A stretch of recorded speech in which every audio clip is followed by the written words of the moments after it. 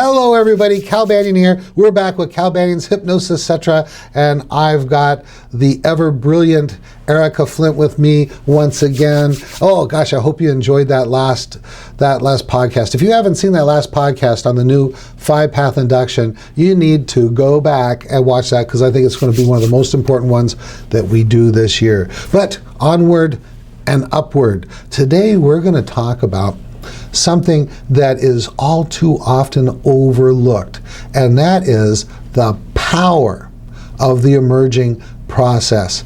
And Erika really encouraged me to talk about this time, and she's taken the time to really outline some really important things about the emerging process that, like I teach in class, that can really empower everything you did before you emerged them. Let me introduce you to Erika. Erika is a full-time hypnotist in Bellingham, Washington. She's also an accredited, one of the few actual accredited instructors, hypnosis instructors in the world. She started off with some other school, but wasn't enough training, and so she searched and searched. She got our 5-Path 2.0 DVD set, got that, and said, wow, now I can start seeing clients. She went through our week of power, honed those skills, and nothing's been able to hold her back since then. Now she is a presenter at the National Group of Hypnotists Convention. She's presented at the Solid Gold Weekend. She writes a journal for 5-Pathers, and I'm really proud to have her here. How you doing, Erika? I'm doing great, Cal. Thank you very much for that wonderful introduction. I'm very happy to be here. Let me tell everyone about you before we get started. Cal Banyan is the authority on hypnosis that works. Now, he's been in the profession for 20 years, and he's given a lot back to the profession. He's created over 450 of these free hypnosis training videos. And like he said, one of my favorites, the one we just recorded on the new 5-Path induction that you can go and get right now and be a better hypnotist by doing better inductions. He is a trainer. He's a speaker. He has written books, so he's an author. He's been on television and radio talking about hypnosis and talking about the books that he's authored. And he is the trainer and educator of some of the best hypnotists around. And, you know, ever since I learned 5-Path, I started seeing clients right away. So he's had a real profound impact on my profession, and I couldn't be happier. I love what I do. I love seeing clients every day, and it's in a big part because of you, Cal. So thank you very much. And I'm happy to be here to talk about this. The often overlooked power of one of the most important parts of the session, the emerging part. So what do you think about this topic, Cal? Well, thank you for that induction, and I'm honored to have been able to contribute to your education and education of hypnotists around the world.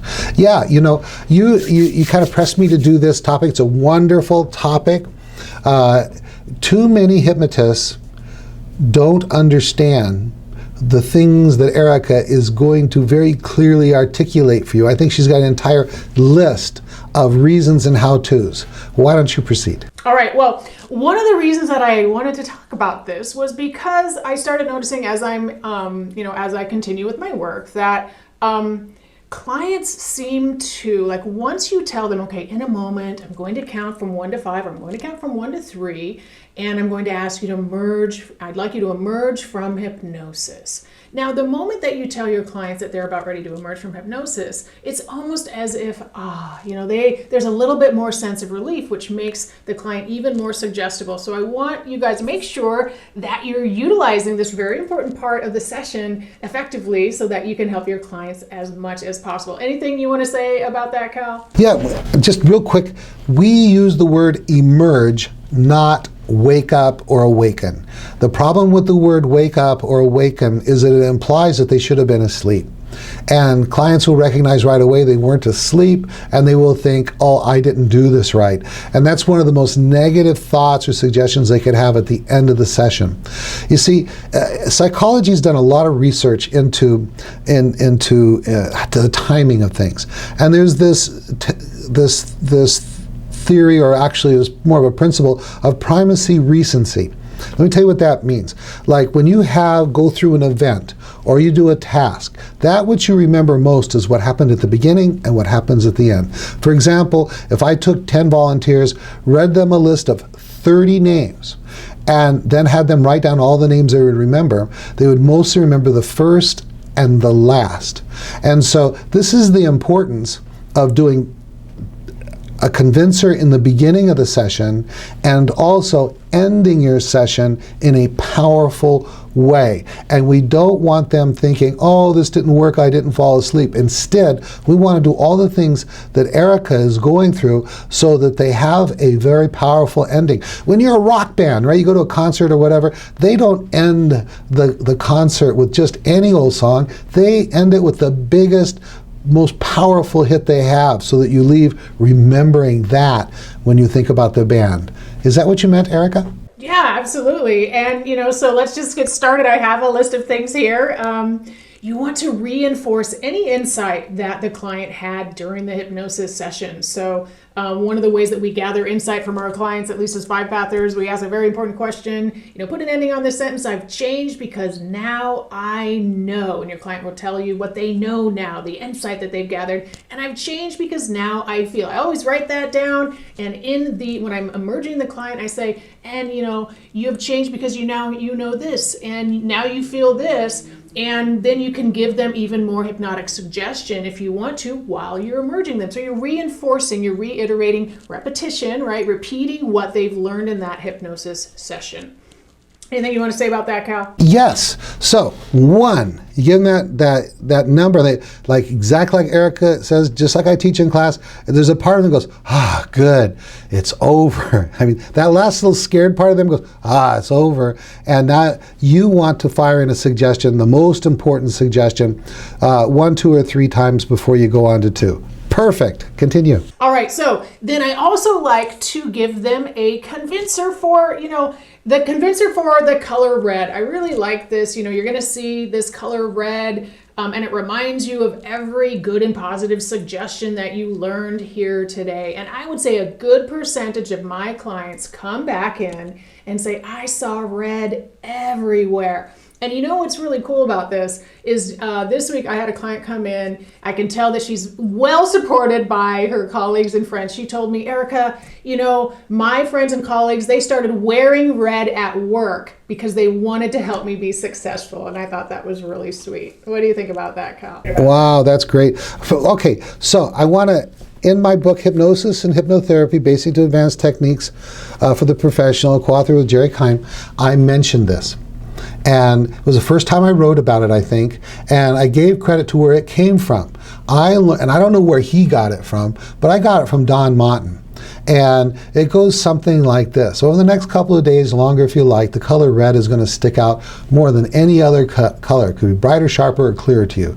Red, red, red. It could be a taillight, stoplight, the color of a car or clothing. It could be as small as Lee's nail polish or as large as a big red barn. Every time you see the color red, it's going to reinforce every positive thing that we did here today. And then I go through that whole thing again. Now, it is a convincer because they see the red, but also it is a post-hypnotic compounding suggestion. Every time they see that red or they notice the red, it strengthens all the suggestions that you gave them. And that's really what compounding is. When you experience a suggestion or a phenomenon suggested, then it reinforces or makes more powerful that suggestion and all the suggestions that came before it. So it's hugely powerful. Thank you, Erika. You're welcome. All right. Thank you. All right. And then I also like to say the next hypnosis session will be even more powerful and even more effective. And just to be clear on this, Cal, these are coming from you. I'm saying I like to say these things, but of course I learned them from you. The cool thing about this is that I learn these things, but then I use them, right? I use them in my office. So it's kind of like I prove it to myself that this is what is actually effective, what's actually working with clients. So saying something like, you're giving them the suggestion that the next hypnosis session is going to be even more effective, even more powerful. And you could even say something like, it's the nature of human beings to do better with practice. And so the next hypnosis session will be even more effective and even more powerful. I'm pretty sure I got that from you, Cal. What do you think? Absolutely perfect. Are you going to talk about time distortion? Yes, I am. Yes. Do you want to talk about that now? Do you do it in the emerging process? Yeah, it's part of, why don't you talk about that part? Because I might do it a little bit different than you. I ask them afterwards. Well, okay, well, here's the deal. So you're going to count, I say in a moment, count from 1 to 5. When I get to 5, you'll emerge. 1, then I give them the suggestions like I was talking about for what they came in for. 2, then I give them the suggestions for red, red, red over the next couple of days longer, if you like, blah, blah, blah. 3, okay, even though, now, I don't always give them this suggestion. I only do it if I did no insight work. If I didn't do age regression, and it was a session where it was mostly direct suggestion, because insight work can be really hard for the client, and time flies when you're having fun, and it doesn't when you're struggling. And sometimes age regression work, for example, can be really difficult, and you won't get good time distortion. But if I've done pretty much a feel-good session, like just direct suggestion or visualization or something like that, age progression work, then I'll do time distortion. And again, this style of time distortion comes from Don Motton. And what we do is, and Don Motton's just an excellent direct suggestion hypnotist. He's got so many scripts and that kind of thing. Okay, so 1, give them the suggestion for what they came in for.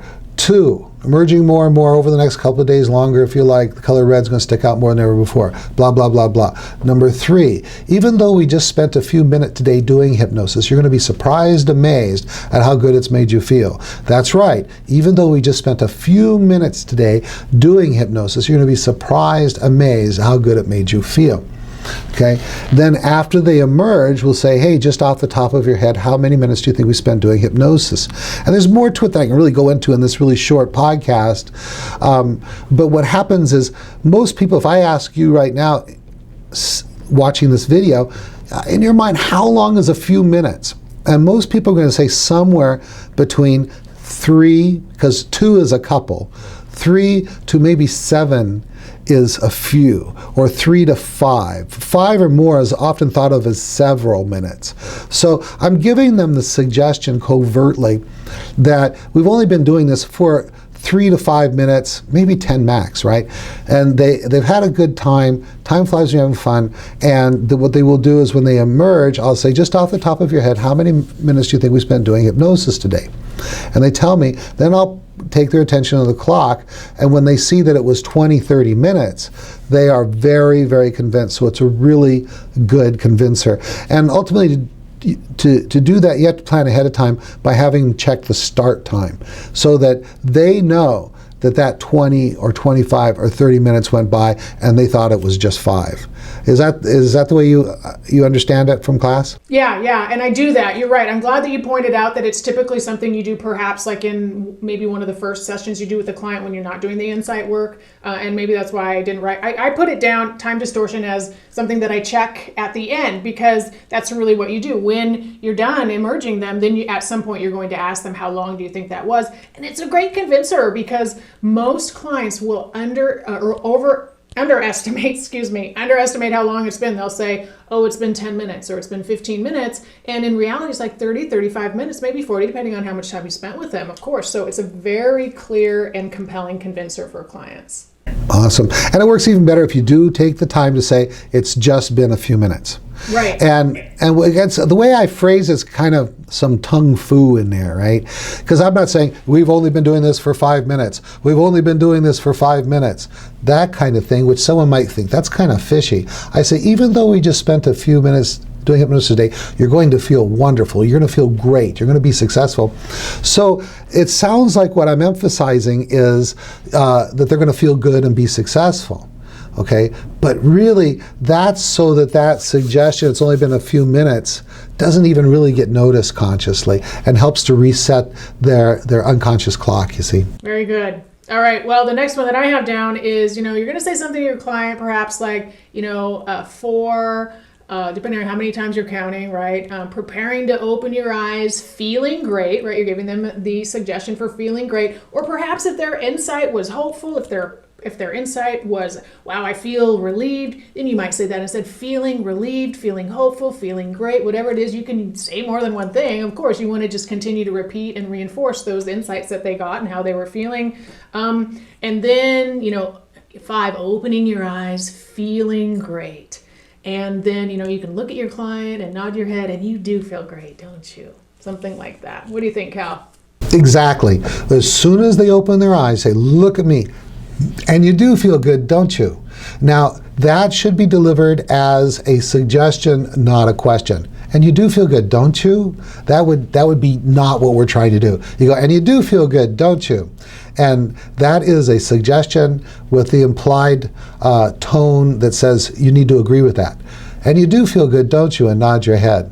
Good, good, good. All right. What's next? Right. And then the other phrase, if you get tired of that, is, and just notice how good you feel. And smiling. You can say that maybe the second time you see them, that type of a thing. But guess what? So your client, even though you've said the word emerge, they're not entirely emerged from hypnosis, are they, Cal? It takes a while. It's not a light switch. We're not digital, we're analog, right? That's right. And so sometimes, your client might think that, oh, geez, we're out of hypnosis. But guess what? They're still highly suggestible. So you really want to continue to reinforce the insight that your client had in that session. So sometimes, especially if the client has had a remarkably insightful session, you can ask them once again, put an ending on this sentence. I've changed because now I know. I've changed because now I feel.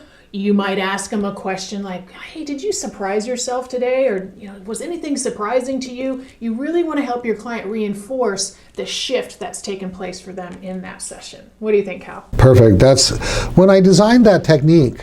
What I wanted to do was, when you're doing a session with someone who's gained insight, remember primacy, recency. We want to end the session with them taking ownership of that insight. So you have them say, I've changed because now I know, and they put an ending on it. And that indicates how their thinking has changed. Put an ending on this. I've changed because now I feel. And what happens with that is it lets the client take ownership of this change emotionally. And a lot of our clients are out of whack when they come to us. They think this, but they feel this. When we get done with them, we bring their thinking and feeling into alignment. And when their thinking and feeling is in alignment, then they can really make massive changes in their life. Isn't that right, Erika? Absolutely. Yeah. I mean, I love this part of the session because it really allows you to amplify everything that the client has gone through in that session, and it really packs a punch when you do it well. So I highly recommend that you guys really start using this part of your session, the end of your session. They're still highly suggestible, very likely until they even leave your office, maybe even after that. Use that time to really continue working with your client and reinforcing everything that they've learned, and continue to help them feel better for everything that they came in for. It would also be the time after they've opened their eyes to do the check for time distortion. That's when you're going to say, just off the top of your head, how long do you think that was? Once they've opened their eyes, before they look at the clock, that type of a thing. Anything else, Cal? Yes, I want to complain. I'm going to complain. Gosh, I wish there was videos on the internet like this when I first started. I mean, I'm just thinking about, wow, all this stuff we put out, and it's just there for free. And, I've been accused of giving away more stuff in our podcast, free videos, than most hypnosis instructors do for a paid course. What do you think of that? Well, that's probably true. I think that I learned, from some other training that I had, I learned more from these podcasts than in that training, because I think some of the problem is that some training isn't using hypnosis that actually works in seeing clients. And that's what we really like to focus on, is this is what is working in the office right now with clients. That's why you updated the 5-path induction, because this is what's working with clients. We want to be able to help our clients quickly, effectively, just really quick, right? Because the sooner that clients start seeing change, they're going to come back and they're going to want to continue making these changes until the work is done, right? Awesome. Hey, I want to tell you guys, I mentioned in the last podcast, one of the most important things about this podcast is that there's a bunch of them. We've got more coming, and we've got all the ones that are recorded. The ones that have been recorded are evergreen. That which we talked about last year or the year before is still important hypnosis education. You want to subscribe to this podcast. When you do, in addition to me letting you know every time a new podcast comes out, a new video comes out, you'll have instant access to the entire library of these videos. On one page, a link by title, and you can go in and watch or listen to whichever one you want. And I challenge you, if you want to have one of the best educations you can get in hypnosis, in addition to your live training that you have as a certification, is just start with podcast number 1 and start going through them. And it might take you a year, but what happens is that you are going to have this constant flow of good information coming into your life every day, and that keeps you motivated, it keeps you focused, it keeps you growing, and it keeps you on track. Let me just continue here real quick, and then I'll let you wrap it up. So get certified. If you're already certified, then you need to get certified in 5-path and 7-path. I've got my 10-day certification course is NGH approved, Banyan Hypnosis Certification Super Course, the 5-path and 7-path self-hypnosis. The next one is July 11th through the 22nd, 2016, and then after that comes our October 13 through 14, again in the middle, the weekend is off, 2016. Early registration discounts are usually available. All right, wrap it up, Erika. All right, well, thank you, Cal, and thank you, everyone, for joining Cal and I for this episode today on how to power punch the end of your session with emerging and some techniques for doing it really well and effectively. I'm Erika Flint. You can find me at CascadeHypnosisCenter.com. You can also find me on our Hypnospace. I lead a marketing group there, and I hope to see you soon online, maybe in the classroom, hopefully at the NGH convention in August. That's coming up, so everybody go and get signed up for that now. Wait, do you have a class coming up? I do have a class. I have a class in May, the beginning of May. I have a class in October, and then I have a class in November as well. Thanks, Cal, for reminding me. Hey, and you guys, sorry to let you know, but our Week of Power in May, that class is full. Our classes do from time to time get full, and we can only squeeze so many into our classroom. So I think our max is around 18. We usually shoot for 12 to 14 people. That's optimum for teaching. But when there's high demand, we'll go as high as 18. So, all right, that's it. See you guys. Cal Banyan, signing off.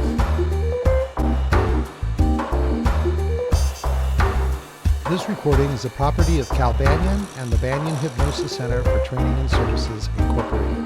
All rights reserved, for private use only, may not be duplicated without permission. For contact information, go to www.hypnosiscenter.com.